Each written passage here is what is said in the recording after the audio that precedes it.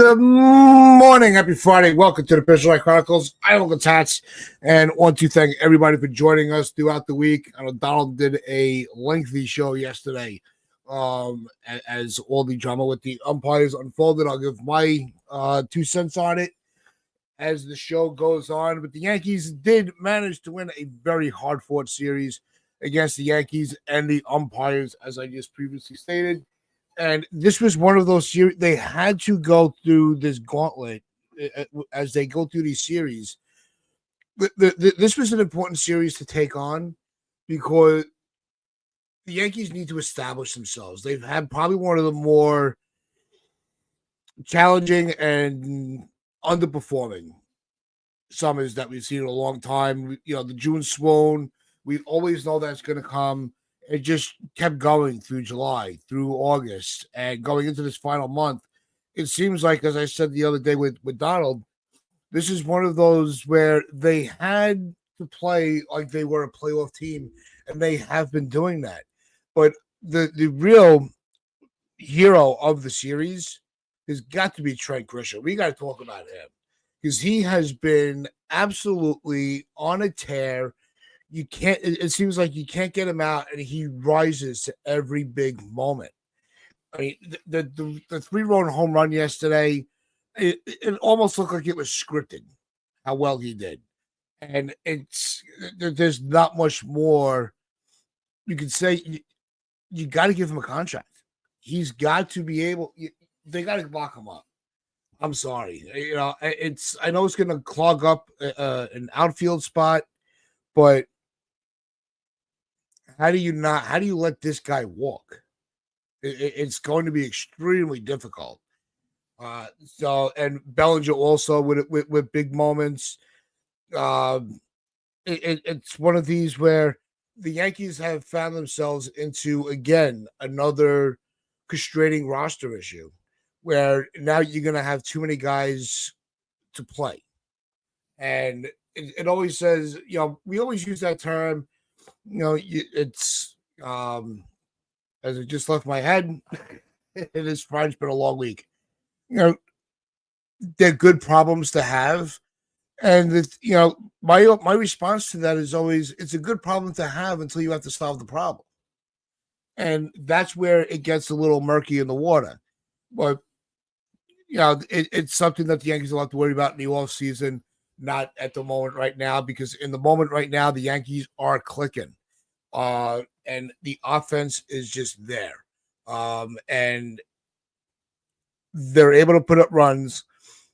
The starting pitching, which was a problem, was being bailed out by the bullpen. The bullpen is taking some steps back. Weaver, I still think he's a little bit hurt. I think they rushed him back because they needed that out there bullpen depth. Fernando Cruz, outstanding reliever.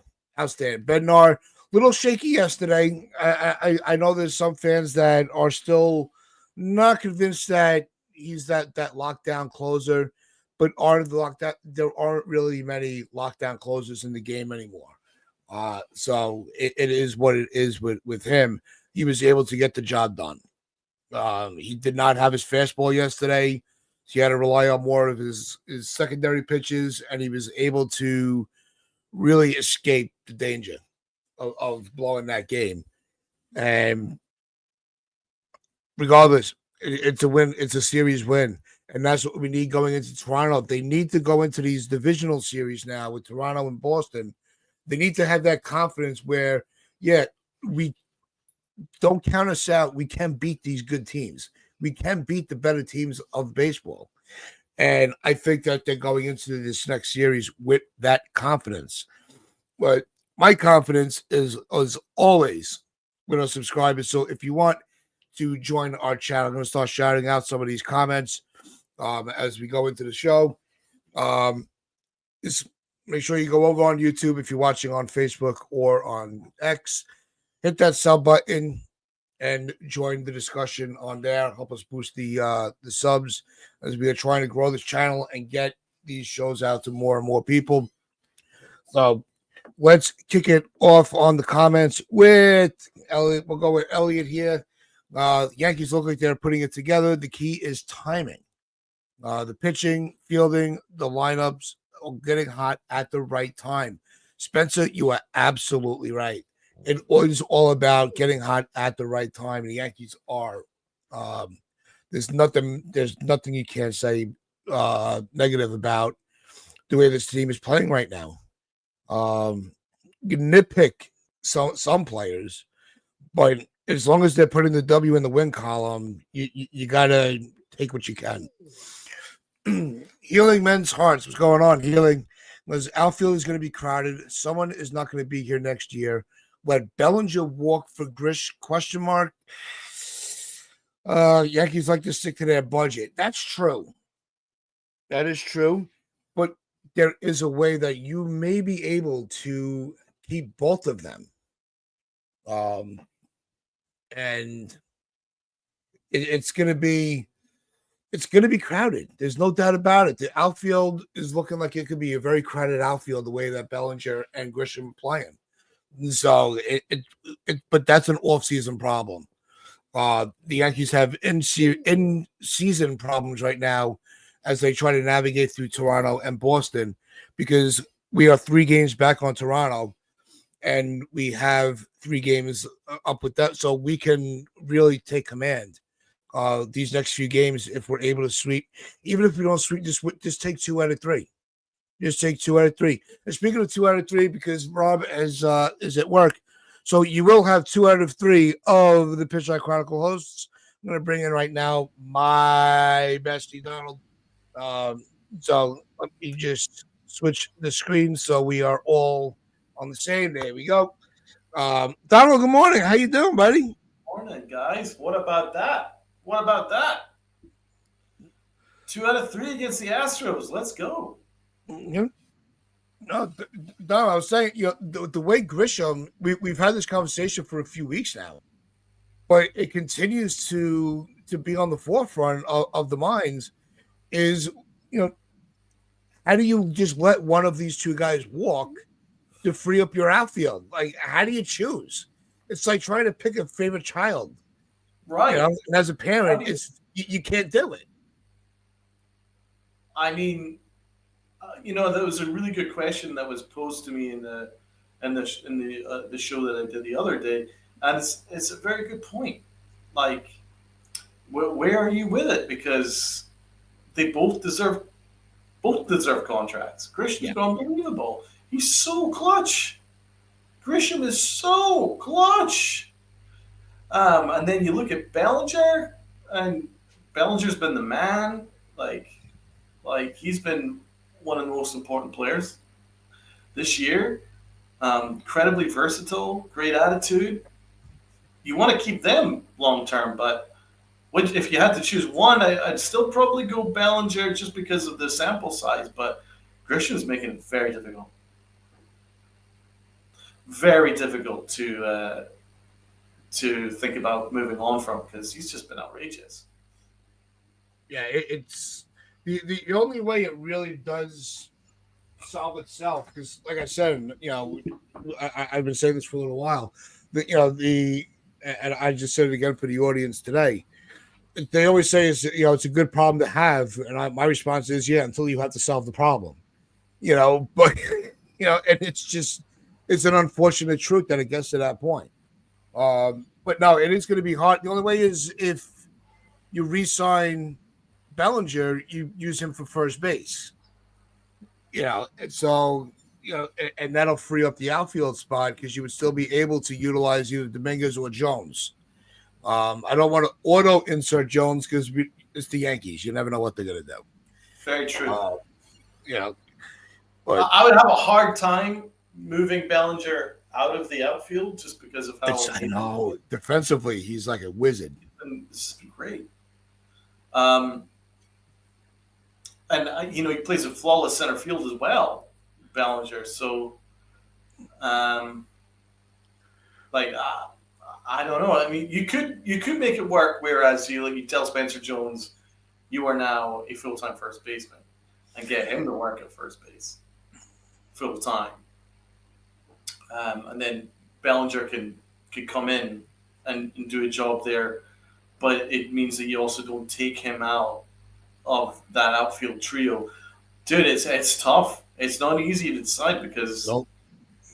two very very good players. They've both been great this year.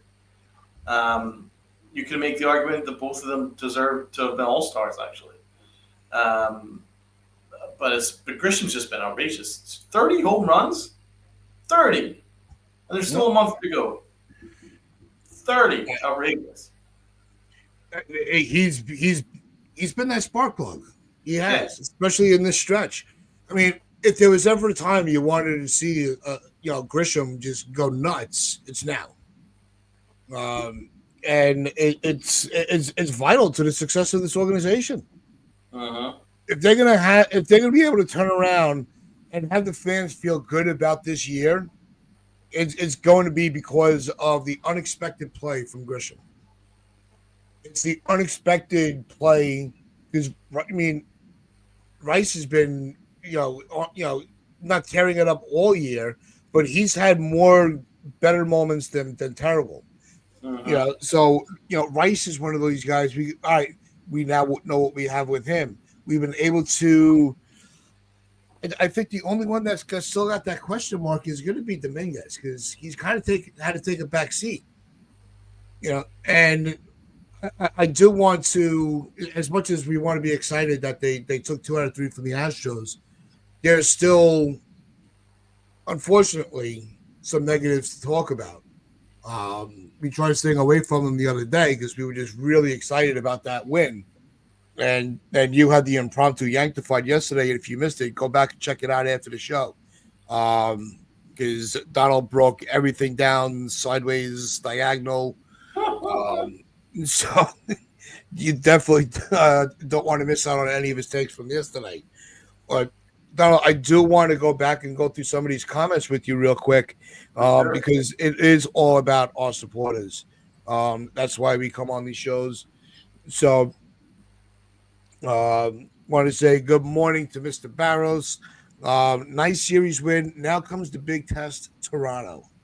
Yeah, no, Toronto's going to be a test because they're right. They're the team in front of us right now.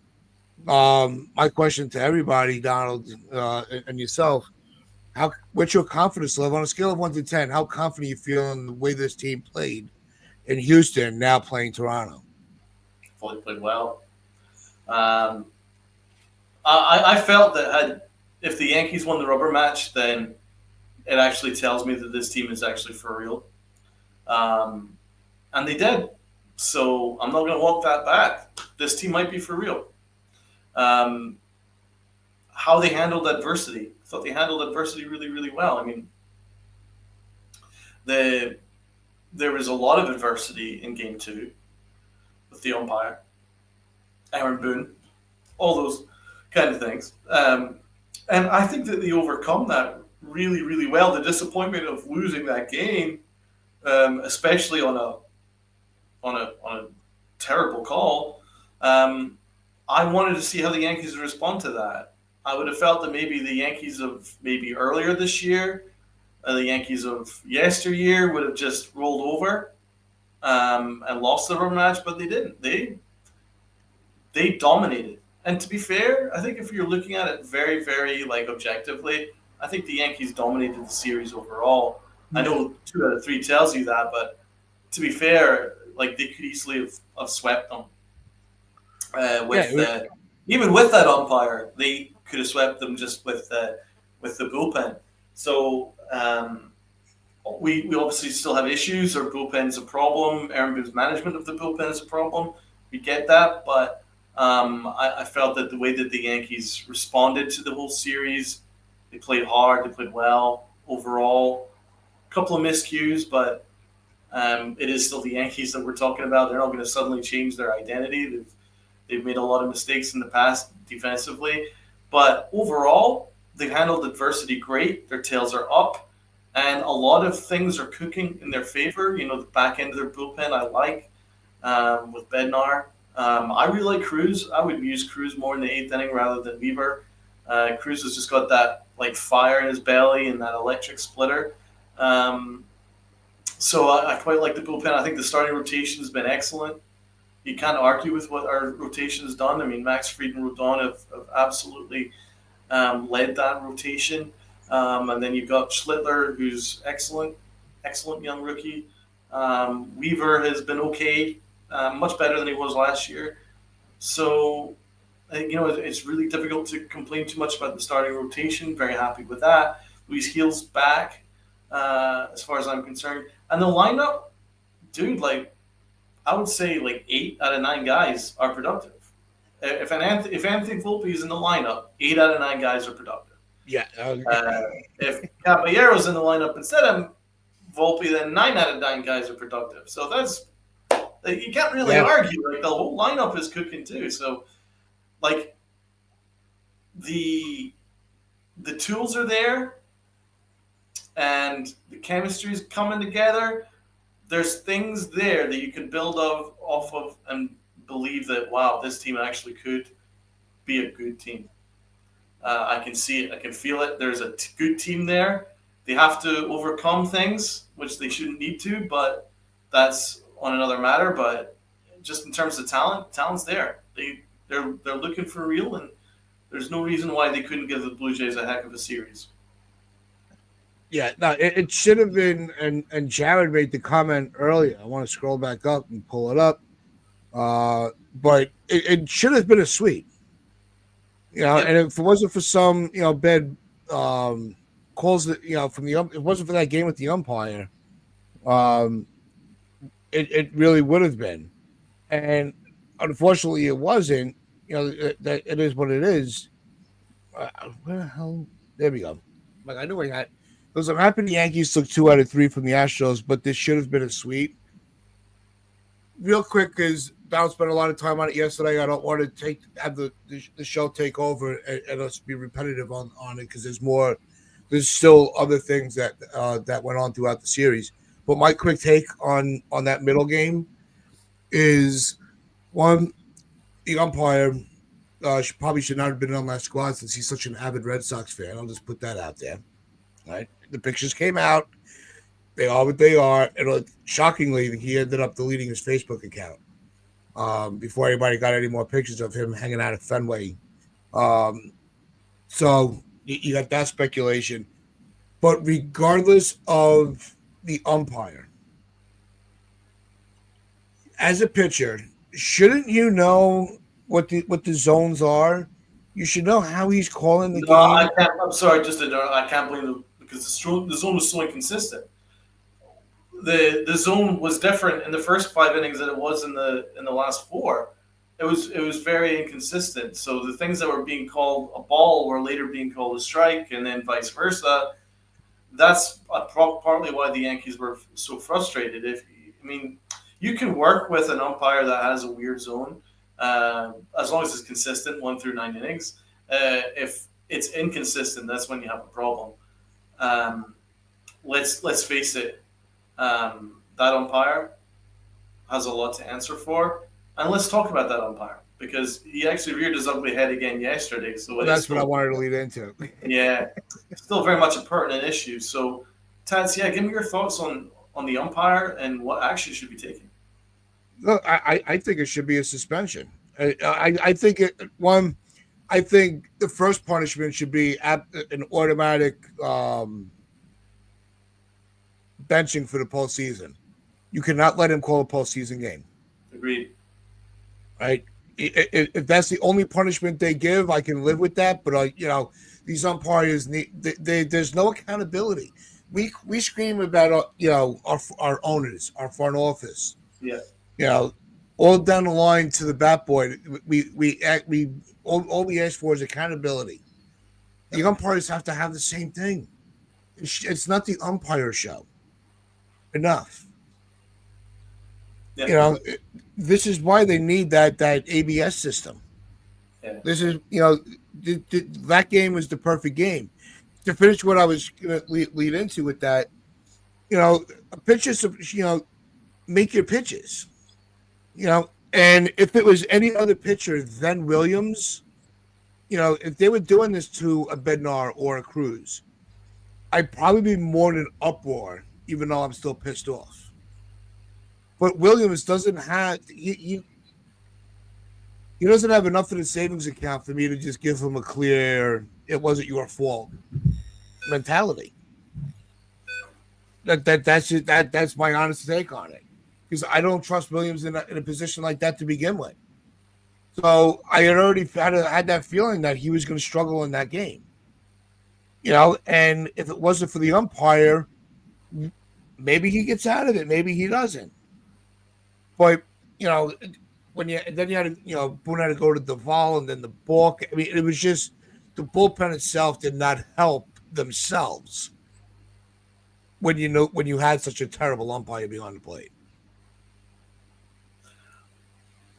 Do you think he was biased? Do I think the umpire was 1,000%? 1,000%. Yeah. Because they were the same pitches that would go in the other direction for the Astros. I mean, all you have to do is look at the statistics. And I got the statistics. There's actually more calls that went against the Yankees than I actually originally thought. I think they originally said there were 21 missed calls from him throughout the game. 21 missed calls.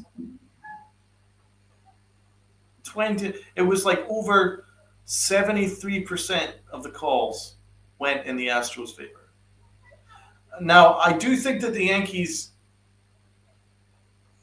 kind of lost control a little bit too. Aaron Boone went like full 0 to 90 nuclear, right? Yeah. And he has every right to. But any chance of us getting a call later that game went out of the window at that point, because the umpire just had his back up and he's like, you know what, I hate you guys anyway, so I'm just gonna call everything against you. So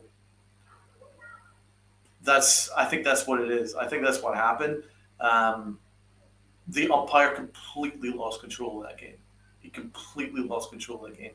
He completely lost control of what his purpose is, what his job is, and he didn't even hide his just blatant disrespect towards the Yankees. You could see in his face, he was actually looking for trouble. Like, I actually was listening to Brandon Tierney, and he did point out that umpire was like, he kept like looking. He was looking to see if there was anyone that he could get throw out or cause a thing with. That is unacceptable. That's not what your job is. Clearly a Red Sox fan. And again, what is the vetting system? What is the vetting system for these guys? Like, surely you look through their social media, because, most jobs that you go for, they'll ask what your social media is just to double check that you're not a raving lunatic. And I mean, they couldn't check here that he's a Red Sox fan. They couldn't check. And I'm not saying don't allow him to be an umpire, but clearly don't allow him to umpire Yankee games, because that is a blatant conflict of interest right there, right? So I think that's on MLB. It's on him for losing control. Didn't like that at all. And the way he threw out, well, there were so many things that were wrong. The Duvall call I felt was wrong. I don't really think that was a balk. It was really hard to see that was a balk. Yeah. So that was one. Two, throwing out Williams, even though he's just been taken out of the game anyway, was completely pointless. You're just being an asshole at that point, throwing him out. And then the whole Aaron Boone stuff.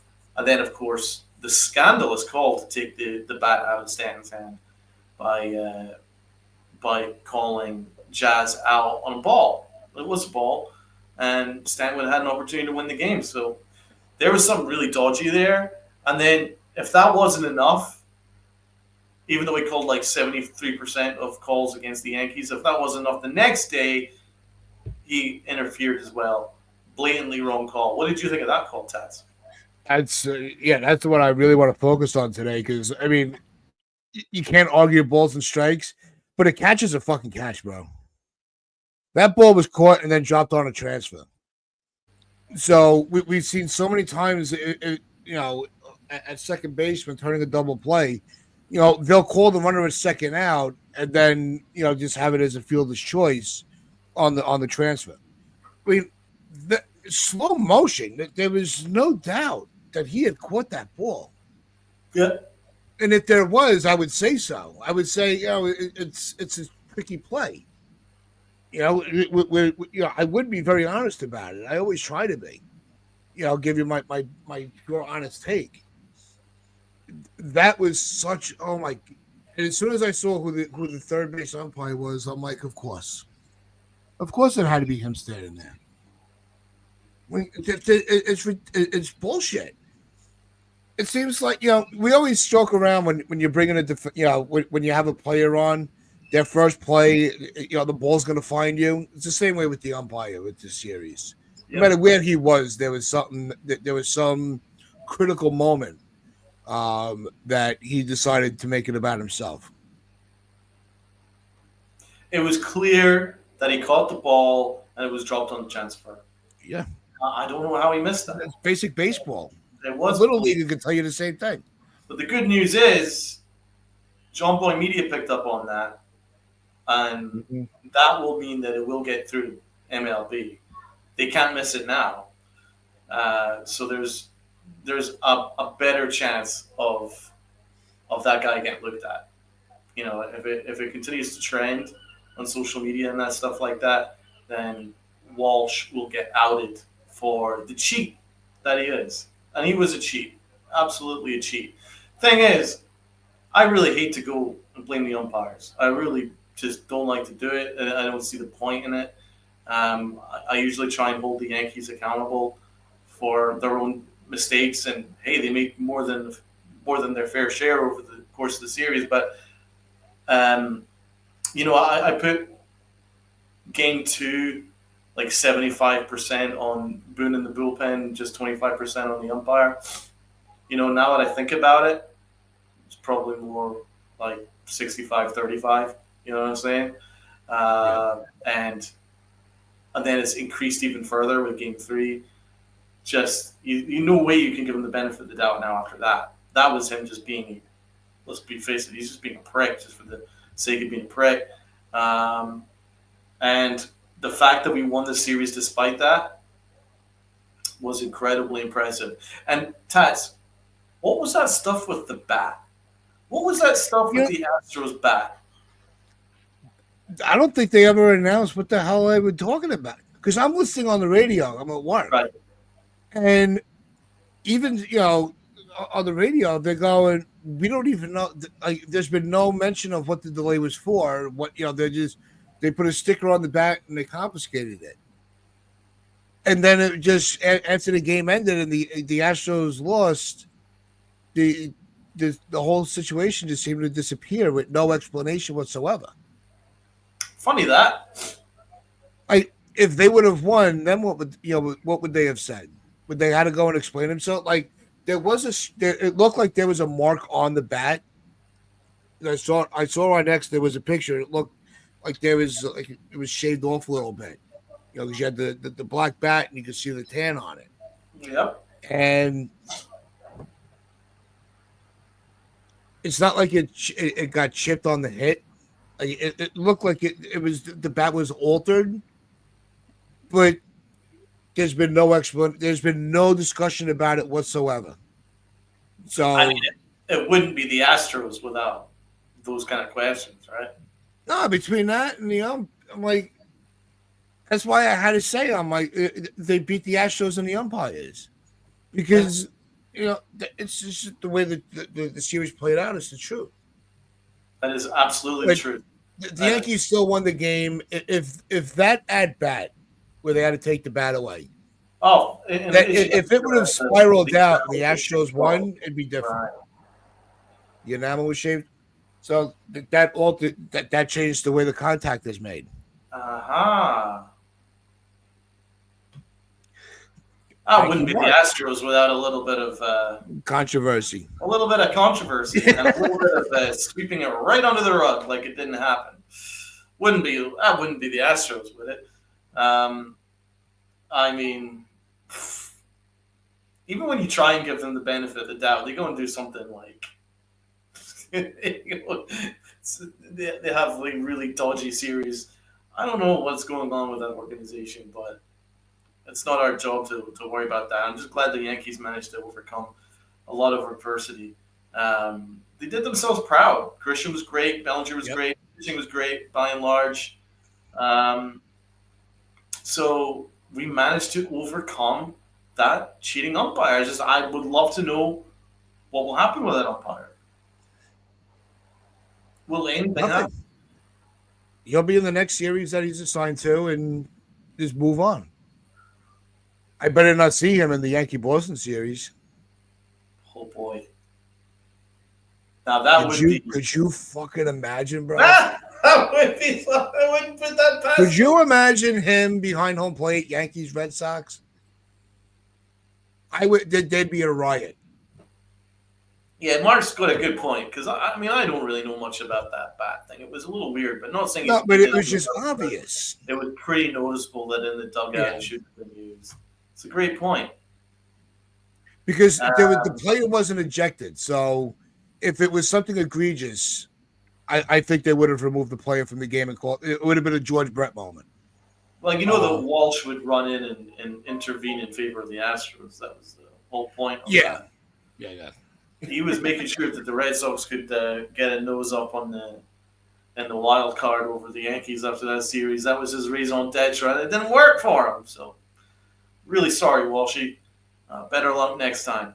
But let's talk about positive things. Pitching was great. Who did you think was the arm that stood out the most for you? What did I think? The what? Which arm stood out the most to you? I gotta say, Cruz.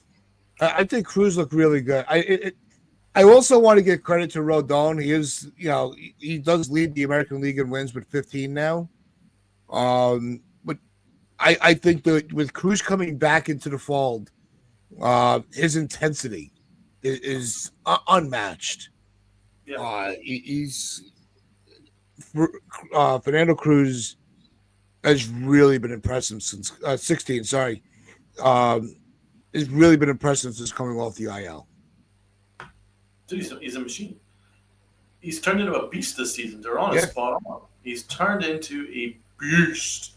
And I don't know about you guys, but I love his attitude. You know, his celebrations, like, uh, yeah, like he's like all energy, man. It's like when he gets the outs, he's like, it's pretty cool. Like, and even when like Bednar got the key outs, um, he was there flexing as well in the dugout. So I mean, I think this dude is a machine, and he's like a great acquisition.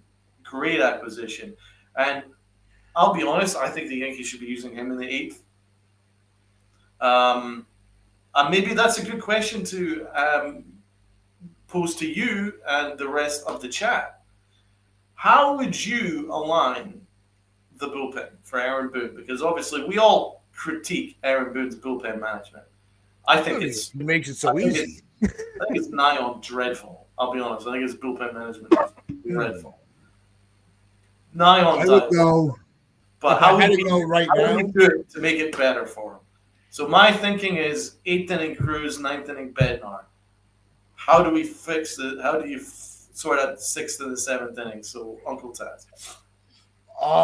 Seventh inning. I still have a lot of faith, trust in Tim Hill, Yeah, and then you can mix and match with Williams and Weaver depending on where they are in the lineup for the sixth. I I wouldn't go anywhere near Williams in any kind of high leverage game. But at least I in the think that sixth, it still gives you 3 innings to correct any of his mistakes. I think that ship has sailed with Williams. Like he should be in low leverage spots the rest of the way. Like in high leverage, I'll give. I'm going to give it with Tim Hill, Weaver, Cruz, Bednar.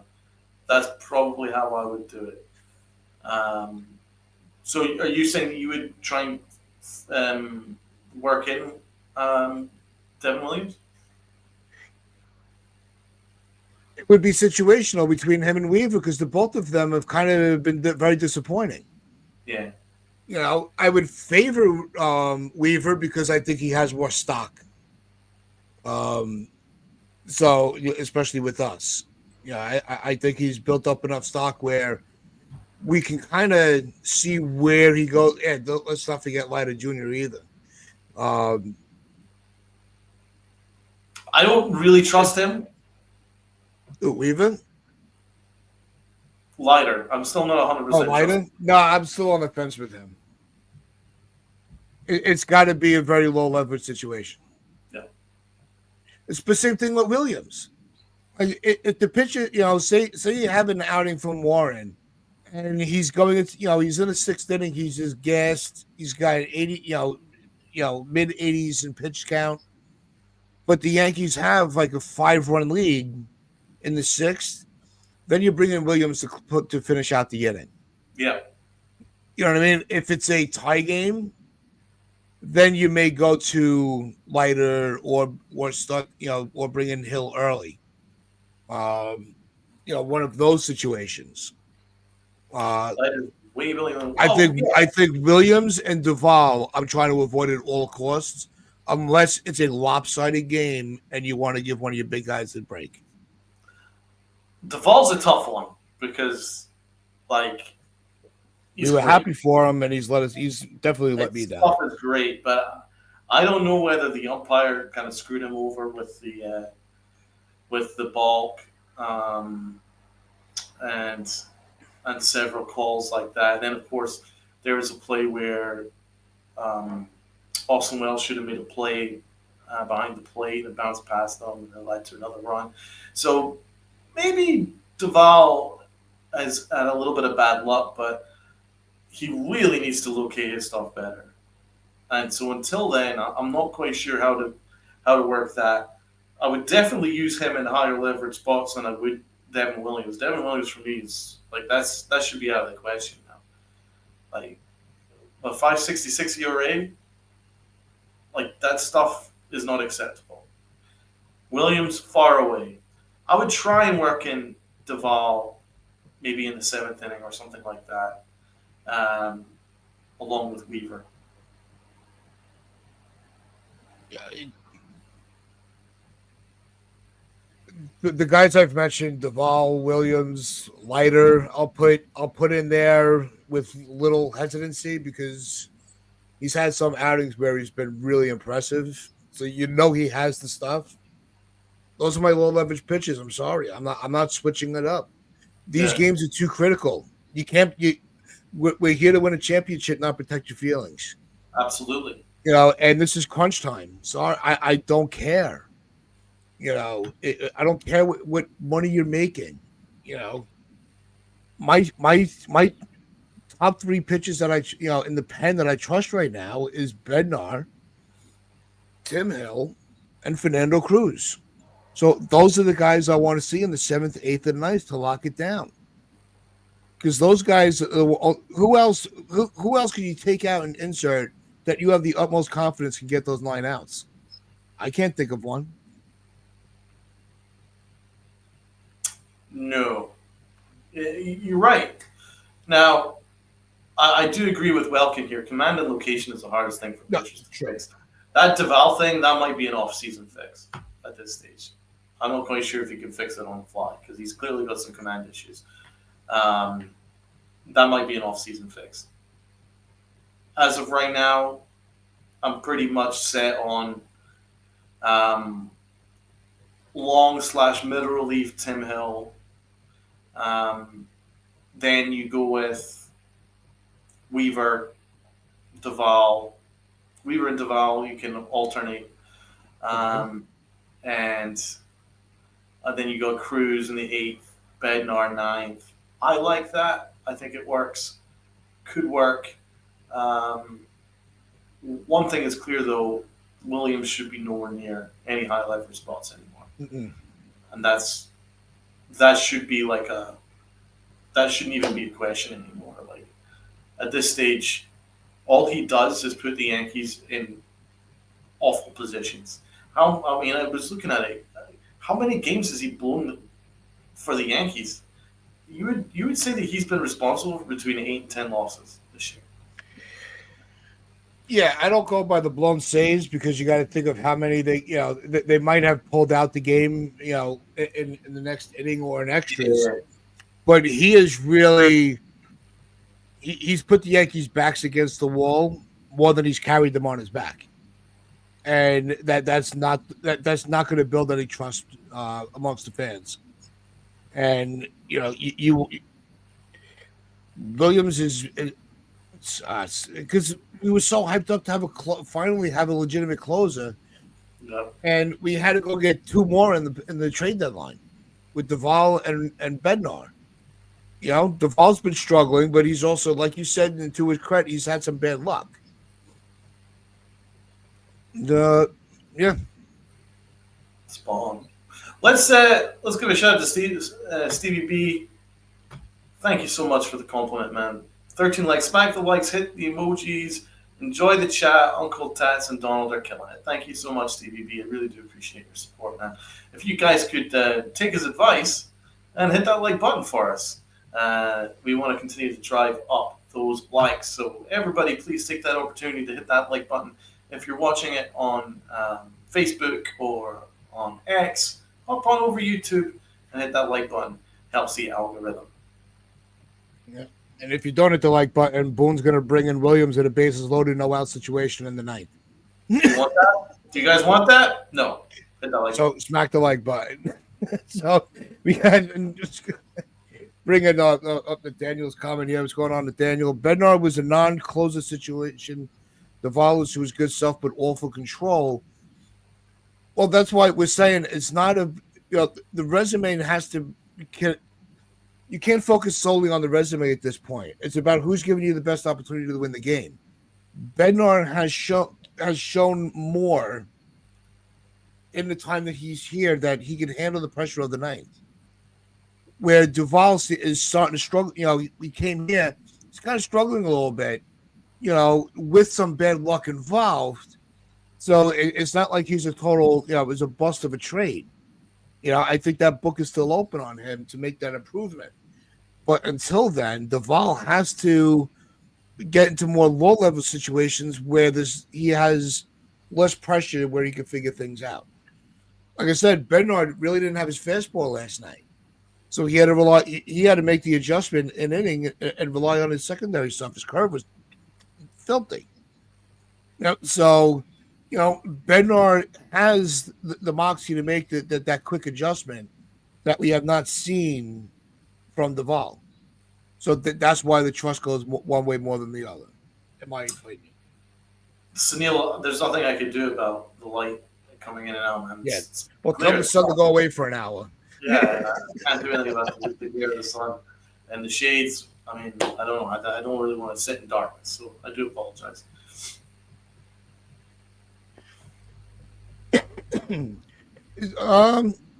Is this still true at this stage of the season? Is Cashman a terrible GM? I think he's inconsistent, if anything. That's a word to use. You look at guys like Bednar, McMahon,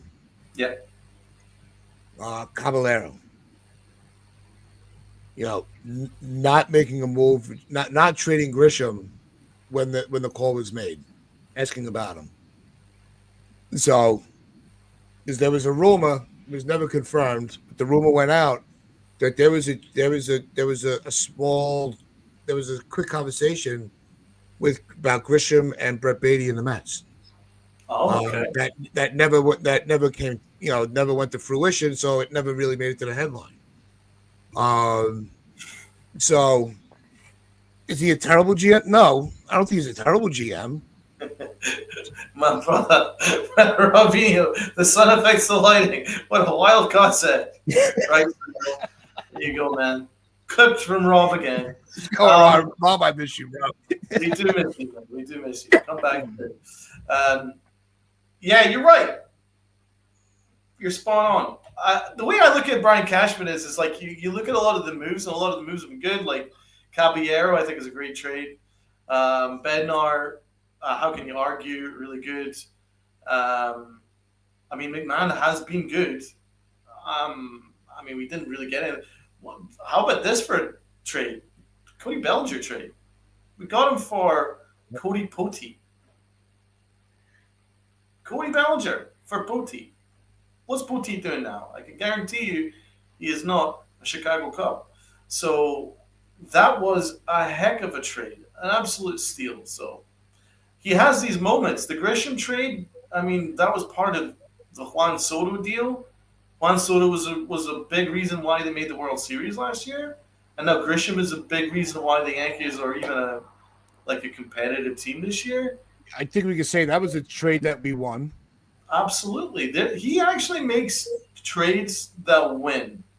My issue with him is not necessarily the moves; it's more about the lack of leadership and protecting Aaron Boone and Brian Cashman's enormous ego, where if he does make a misstep, he gets very, very combative instead of looking at ways to improve. Like, I don't think his development is particularly good once they reach the majors. I think that should be something that's investigated, but Brian Cashman would rather blame other factors than look at himself. So in that respect, absolutely. In the respect of hiring Aaron Boone, absolutely not good. But he tends to win deals. But then on the other side of the coin, a lot of He's ex-Yankees failed hate him. some too. I mean, Derek Jeter hates him. A-Rod hates him. So there's like Jorge Posada doesn't like him either too much. But do you want a GM that everybody loves? That's another question as well. I don't know. The Brian Cashman debate could go on for days. You could just go like that. Like there's a lot of things in the cons, but there's a ton of things in the pros. I would and still some in say between. I mean, I would still say the pros slightly outweigh the cons with Brian Cashman. I think he's a talented general manager, but I also understand that his roster construction isn't good. So I completely see your point there, healing hearts as well. It's really up to yourself how you view it. Like you could make a very strong case that he's an excellent GM. You could equally make a very strong case that he's a disappointing GM, especially with the amount of money and the amount of resources that he has. So I'm not going to argue with you either way. For me, I think the biggest problem starts with Hal Steinbrenner. He should be setting a better tone, and I also think that the whole Aaron Boone stuff is a problem that they need to address. But there's some good players on this team, and Cashman's a big part of the reason why those guys were acquired too. So it's really up to you. Where's the rest of the chat on that? That was my thoughts. I know I'm not kind of on the fence. I'm usually very forthright on my opinions, but on this one, kind of on the fence with it. well, because I think if you were told to make the case of why Cashman's a good GM, you can make it. Yeah. If you were told you have to make the case of why he's a terrible GM, you can make it. It's going to be probably it's going to be one of those debates that'll go on forever. Yeah. Especially that he's been here so long. He's spanning multiple generations of fans now. So it's going to be it's a great debate. I love having the Cashman debate. I think it's fun because you can go back and forth all day and still win your argument. Right. But the one argument that can't be made is I think the Volpe experiment needs to officially end. It's done. I can't with him anymore. We keep saying,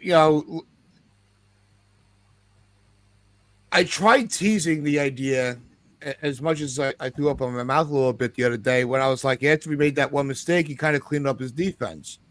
But he's not even doing anything with the bat to justify him being in there.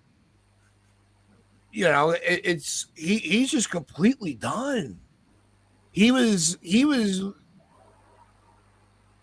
I think he was roommates with Brian Walsh this weekend.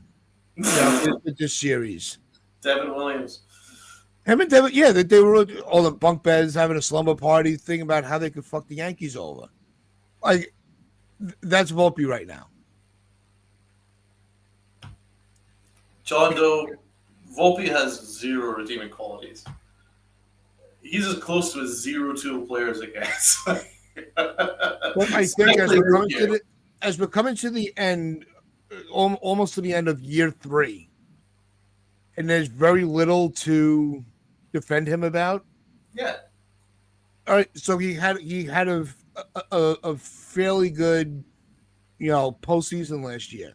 Yeah. He has the World Series Grand Slam. Can't take that away from him. But we need regular season players along with people that can perform in the postseason. We already have that with Stanton, where he's going to have hot streaks and cold streaks throughout the year, but there's no taking the flame out of his, out from under him when it comes to October. To have Volpe along with that is just, it's a disaster waiting to happen. Because at least with Stanton, he may not have the speed to catch up to the ball, but he can at least read it off the bat. Where Volpe, he's so, the defense is just not there. I really love you too, John Doe. The thing with Volpe is the Yankees have hurt that kid. They've really hurt him by overprotecting him. I don't know why they're so desperate to coddle him.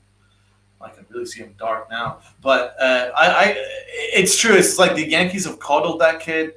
They've coddled him and coddled him and coddled him. And I think it's hurting him. I think it's hurting his development because all you're doing is kind of lying to yourself. They need to quit lying to themselves. Whatever it is that they're doing with Volpe isn't working. They need to stop lying to themselves. That would be a start. You can see that there's two main issues with him. Offensively, the main issue with him is that his hips swing open. He's constantly out in front. That's his big issue. He's never once been able to sort that issue. It's very inconsistent, and he's very easy to get out when you face even quality to moderate pitching. You can easily get him out. The only time that he's as successful is if he's facing a lefty.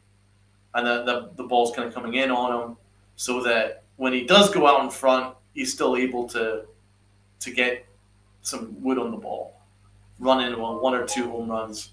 But it's not really consistent to success. Defensively, for me, he's actually worse than he is offensively, and he's horrible offensively. I don't like him defensively. I think his arm is well, it's not. I know his arm is massively below average for that position. He's got a second baseman's arm playing shortstop. It's a terrible arm. You said that since that spring training. Yeah, terrible arm. And in terms of fielding, I hate his footwork. That's something that has gotten worse, though. When he started off, it was good. He had really good footwork, bad arm, but his footwork was making up for the bad arm. This year, it's the opposite. His footwork and his arm are both absolutely diabolical. He's allowing the ball to play him, and he just should be very thankful that Goldschmidt has been playing very good first base to cover up for a lot of his errors, and also be thankful for the scores because the scores have saved him for a further 10 errors anyway. He should have about between 28 and 30 errors this year, easily. So he's a problem. Caballero, I much prefer because defensively he's much better. His arm is much better. His fielding is much better. His base running, his speed. His speed's incredible. That's an asset. That's not just good. That's an asset. That's something you want to make use of. You want him on the base paths. And I quite like his hitting profile. He doesn't try and be something that he's not. Volpe tries to be something that he's not. He's not a home run hitter. Caballero doesn't try and be a home run hitter. He's a slap hitter. He's just trying to get on base. If you get him on base, then good things happen.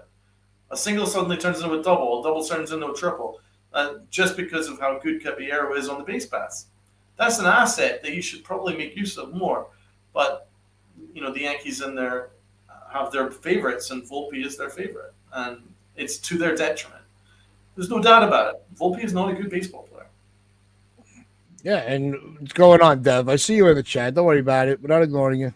Um, Sunil says it really well too. Actually, if Volpe's errors continue, you have to shift left to Caballero and Lou. Playoff games aren't territory to f around with. Exactly, Sunil. That's what we're saying. And I think that's the narrative that's the sentiment that everybody has.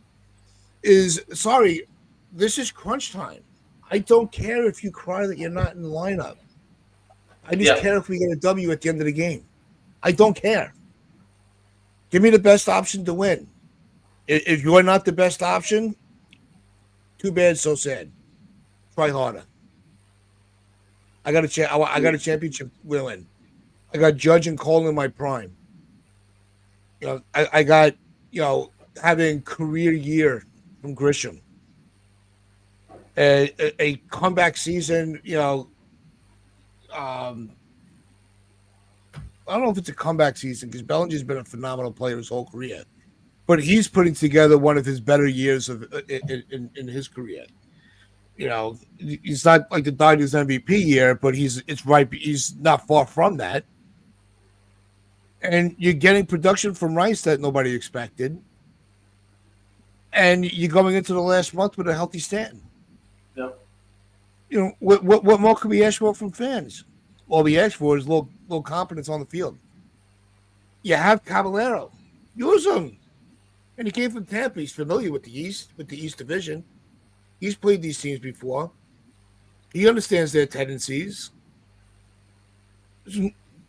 Why fuck around right now? It would make zero sense. But we all know that the Golden Boy is going to play. And we're going to come on here on Monday and bitch about it because he's going to fuck up. Guaranteed. He will at some point this series. Volpe hits in the playoffs. Itchy Nut says, need to see a larger sample size. I don't know what it is. I think that he needs an off season to fix it, but he needs to stop getting coddled. Like he needs to be there needs to be some standards. He needs to be held to account. He shouldn't be beyond reproach. I think if you gave him a little bit tougher love, you might actually see a better ball player. He's that player on a team like in Little League that parents never told him that he sucked. And this is not a shot at his parents. I'm saying parents in general. But, you have to be told you lose sometimes. Otherwise, you feel like you never, you're always good. You can't always win. You can't always be the guy. You can't. You can't start. If you suck, you suck. Yeah. That's that Boone culture. We all love it. We all know. When I played Little League, did I play every game? No. There were games. If I had a bad game, the next game, guess what? I sat. And throughout the week's practices, you would focus on where your deficiencies were and work on improving them.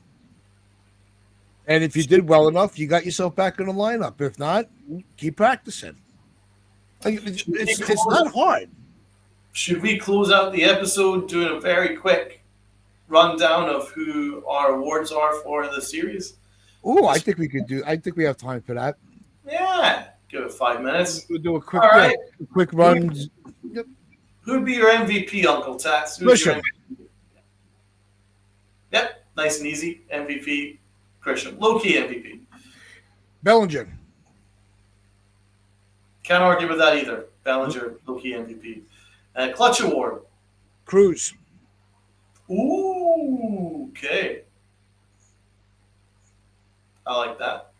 Yep. I think Grisham probably gets the Clutch Award for me. Although I do really want to give Stanton an award because Stanton was a beast as normal. He's just the best. But to be honest, I think Grisham probably was the most clutch. And you can't really argue with MVP. So yeah, I think it is as it is. Pitching award, I'm going to Cruz. I'm definitely giving the pitching award to Cruz. Don't think there's any doubt about that. Who is your pitching award? I'm going Rodon. Yeah, I liked his outing. He now leads the league in the American League Um, so I got to give him his pedestal for that. That's outrageous. He's been so good, man. So yeah, he's been a star. We will go with my boy Blue. You're my boy Blue. Who's your boy Blue, Uncle T? Stanton. Yes. This is where I'm getting Stanton in. Look, we've been screaming on this channel since creation about the Yankees' biggest mistake was telling everybody he's not an outfielder. Um, yeah, it's you got to get him in the lineup. You got to put him in the outfield. Was he phenomenal out there? No, but I'm not going to let one ball that really did get over his head just because of the exit velo spoil. And he goes, I always feel like he goes, I love he loves playing in the outfield. Yeah. He I mean, says he's a right. that's where he feels the most comfortable throughout a game. So, being that he played, the outfield for this series, he got what he asked for. We got what we asked for. So, you're my boy. I completely agree. He's my boy Blue too. No doubt about it. Has to be Big G. Uncle Ted's you're batting 1,000. That's for sure. And so Stanton. Stanton's been batting 1,000. He's just been outrageous. Um, just carrying this team. Um, he's not there for his defense. As long as he can catch the odd ball in the outfield, I'm happy. It's really just about hitting balls into the yard, out of the yard until Aaron Judge is ready to take the outfield and then Stanton can take the DH spot again. So uh, definitely use my boy Blue. The L. Who gets the L, Uncle Tats? Oh, there's so many.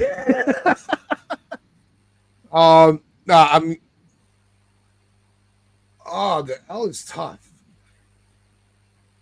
The L is tough. You know what? I'm going to give it to Caballero for getting tossed. It was a quick hook. It really wasn't his fault, but you got to bark from the dugout where you can kind of hide behind somebody else. Um, so, I'm going to give the L more to the ejections. I thought the ejections was bullshit. Judge. Well, So, Judge the L. Judge. Wow. Hey, look, we don't judge on here. If that's what you feel deserves it, then stand by it. But no, I'm not going to give it to Caballero. I'm giving it to the ejections throughout the series, and the quick hooks. So So is that Brian Walsh that you're giving it to, or are you just giving it to the Yankees, or what? no, no, because there were ejections all throughout the series, All right. and I think the umpiring squad just had they were overly sensitive. They were very overly sensitive. There's no doubt about that. My L, I'm giving it to Devin Williams. I was thinking about Aaron Boone, but I'm giving it to Devin Williams. He should not be in that spot, and he should not continue to blow games. Like that's his. He had a decent lead. Don't fuck it up. He fucked it up. 5.66 ERA is disgraceful at this point. Like there has to be some kind of recourse for that. Get him out of high leverage spots. He gets the L for me. He was the reason why the Yankees. He was a big reason why the Yankees lost the game, as well as Aaron Boone's management in Game 2. So I would say he gets the L. The Aaron Hicks Award for the worst of the worst. Uncle T, this should be easy. It seems like it would be the obvious, but I'm tired of mentioning his name on the show today. I don't want to mention it ever again. So I'm gonna go. In a different direction. I'm giving mine to Volpe. Oh wow, my man. You were a non-factor, and in many opportunities where you could have gotten a clutch hit and either extended the lead, passed the baton, and you were an absolute zero this week in that series. So screw you. You are the new Aaron Hicks. My Aaron Hicks is the umpire. Yeah. Brian Walsh definitely gets the gets that award. He was a cheat, and he should get suspended. I definitely don't use that word lightly. It's not something that I see very often. Like I see bad umpiring, but I then don't necessarily see like cheating. And I could go as far as to say I think that umpire was cheating. So he's definitely the Aaron Hicks award winner for me. Yep. No, look, I could have gone with him too, but like I said, I don't want. I mentioned him enough. Oh yeah, He's not worth any more of my time. Amen. Pinstripe Chronicles have made it clear. But we also want to make it clear. Thank you so much to everyone that's subbed up and been watching us loyally every day. You guys are the best. All right. So the final award. What's the Boone?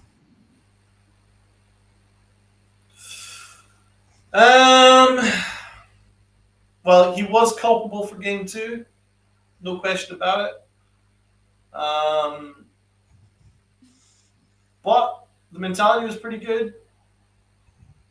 Do I give him a 5? Do I give him a 4? 4 or 5? It's Aaron Boone. I'll probably give him a 4. See, I wanted to give him a higher grade because he was fired up.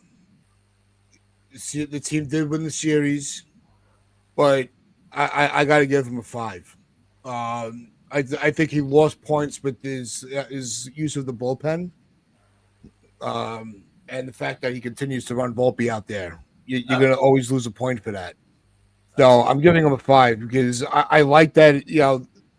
He had a little fire in him. Was quick to defend his players. So I do want to give him credit for that. Absolutely. And the mentality. I think you could go even keel of the pros and the cons from him this series. Yeah. So he'll get them down the middle vote. The mentality was very good this series. I do genuinely believe that. It's very, very good mentality this series. I think a 5 is probably fair. Yeah. Well, that's our awards. And that's it. And that is not done that in a while. No, you know, and it sucks because we really do enjoy doing the awards, whether the Yankees are playing well or they're not. Yeah. But they've given us so many other headlines that, it sucks when a segment has to take a back seat for a little while.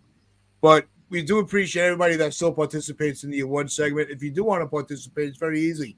Just hit that subscription button. And if you are enjoying the show, hit that like button. And Donald, tell them about the new button. Well, that's right. There's a hype button. I don't know if the hype button exists for us, but there's definitely a hype button on YouTube. If you guys see the hype button, it's right next to the comment section. And then you hit that hype button, and we head straight to the top. That's the plan anyway. But if that isn't there, just hit the like button and hit the sub button. That's the most important thing. Yes. So that's going to wrap things for us. Enjoy your weekend. Enjoy the series with Toronto. We'll be back Monday morning as we break it all down, good, bad, and in between. So you know where to go to get your morning vents out of the way or happiness. Start the week off right. We'll be back Monday at 10 a.m. Great show. Thank you, Healing. Always good to see you and see everybody that's hung out with us today. We never take you guys for granted. So with that, just remember to hit that sub button, hit that like button, share this out, your friends, your family, the strangers on the corner. Oh, real quick, the Sunday show, yes, with the upper deck will be at 6. So make sure you hit the notification bell. So as the shows get scheduled, you will be notified. But they are making some changes in when they do the show on Sunday. So make sure that you stay up to date on all the shows that we have coming up. So with that, I think that makes sense. Yeah, I think it's. I think it is the best way to do it. I think because Sunday mornings everybody's getting all hyped for football, so that's right. Yeah, everybody's watching all their pregame shows and Fortnite game. It's a good call. Yeah, and I'm sure there's some personal reasons involved as well, but that's that's for them. But with that, just remember to always wear those pinstripes with pride. and play hard. Thanks, guys.